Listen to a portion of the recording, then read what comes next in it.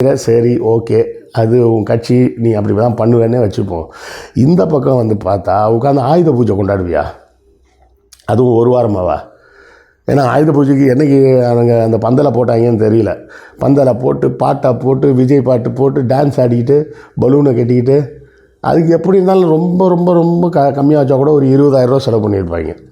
அந்த பந்தல் அலங்காரம், லைட்டு, அந்த பிஎஸ் சிஸ்டமு, அந்த பலூனே கிட்டத்தட்ட ஒரு 500-1000 பலூன் இருக்கும்.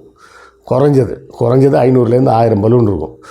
அந்த பலூன் டெக்கரேஷன்லேருந்து அவ்வளோ வேலை செஞ்சு உட்காந்து ஆயுத பூஜை கொண்டாடுறீங்க.